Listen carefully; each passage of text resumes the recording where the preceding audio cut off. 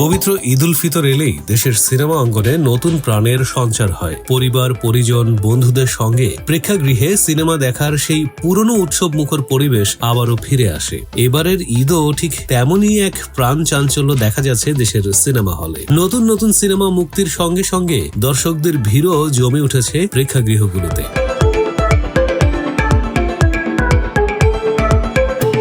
এই ঈদে বড় পর্দায় এসেছে 5টি সিনেমা: প্রিন্স, বনলতা এক্সপ্রেস, দম, রাক্ষস ও প্রেসার কুকার। মুক্তির আগেই এসব সিনেমা ঘিরে ব্যাপক আলোচনা, কিন্তু সিনেমাগুলোর ভিড়ে দর্শকদের আলাদা করে নজর কেড়েছে পরিচালক তানিম নূরের নির্মিত বনলতা এক্সপ্রেস। মুক্তির পর থেকে এই সিনেমাটি নিয়ে দর্শকদের আগ্রহ ও প্রশংসা যেন ক্রমেই বাড়ছে। নন্দিত কথা সাহিত্যিক হুমায়ুন আহমেদের জনপ্রিয় উপন্যাস কিছুক্ষণ অবলম্বনে নির্মিত এই সিনেমা মূলত মানুষের সম্পর্ক, অনুভূতি ও জীবনের ছোট ছোট মুহূর্তের গল্প তুলে ধরেছে। হুমায়ুন আহমেদের লেখায় যেমন থাকে গভীর মানবিকতা ও আবেগের সূক্ষ্ম প্রকাশ, ঠিক তেমনি ভাবে সেই আবহটিকে বড় পর্দায় ফুটিয়ে তোলার চেষ্টা করেছেন পরিচালক তানিম নূর।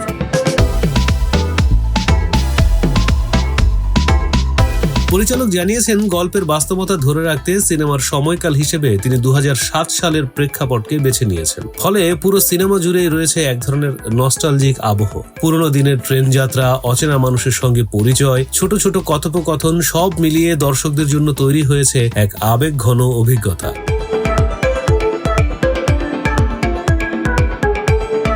বনলতা এক্সপ্রেসের গল্পের কেন্দ্রে রয়েছে ট্রেন যাত্রা। সেই যাত্রা পথে ভিন্ন ভিন্ন মানুষের জীবন, স্মৃতি আর অনুভূতির গল্প ধীরে ধীরে উন্মোচিত হয়। ট্রেনের কামরার ভেতরেই গড়ে ওঠে সম্পর্ক, তৈরি হয় কিছু মুহূর্ত যা হয়তো অল্প সময়ের হলেও মনে থেকে যায় অনেক দিন।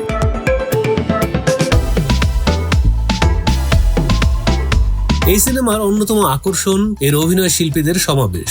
দীর্ঘদিন পরে একসঙ্গে বড় পর্দায় দেখা যাচ্ছে দুই জনপ্রিয় অভিনেতা চঞ্চল চৌধুরী ও মোশাররফ করিমকে। তাদের অভিনয়ের রসায়ন দর্শকদের কাছে ভীষণভাবে প্রশংসিত। এছাড়া আজমেরি হক বাঁধন, জাকিয়া বাড়ি মম, শরীফুল রাজের মতো তারকারাও রয়েছে এই চলচ্চিত্রে।